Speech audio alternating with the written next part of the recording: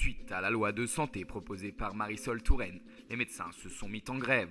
De par le manque d'impact de leurs revendications sur l'opinion publique, les principaux syndicats ont décidé de s'inspirer des véritables experts en la matière. La SNCF qui a partagé son savoir-faire en toute transparence. En conséquence, depuis hier, plus aucun docteur ne travaille en France. Les premiers incidents sont à déplorer. Jacqueline Brichon est venue pour une entaille au doigt, contre-coup d'une mauvaise manipulation de l'épluche carotte. Après 14 heures d'attente aux urgences, elle décède de ses complications, sa fille sous le choc. Vu que les 2 cabinets à Picoville sont fermés, pour un petit truc, c'est un peu gênant. Les Français réagissent après ce premier incident.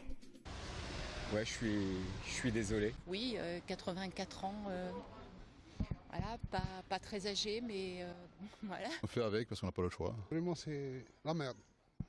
Carrément.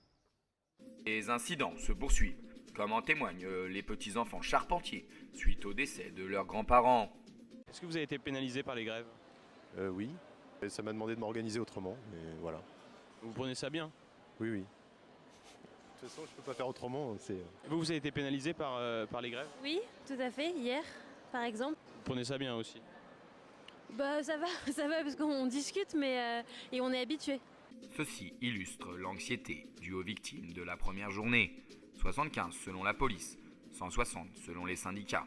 Pourtant, du côté du gouvernement, c'est le statu quo. La France est en émoi.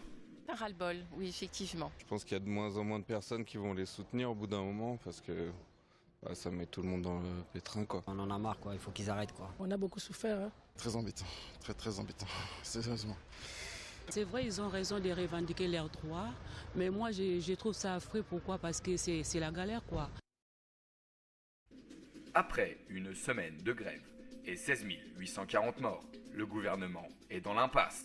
Et notamment suite au décès tragique de Johnny Hallyday. Je l'aimais bien parce que c'était un mec honnête. Là, vous me posez une colle. Ah ouais? Parce que je connais pas du tout. C'est dommage, hein. C'est triste, c'est la vie. MST décide donc courageusement de quitter ses responsabilités. La sécurité sociale, moi, ça ne me concerne plus et donc je préfère adhérer à une assurance privée. La loi devrait vraisemblablement être abrogée par le président.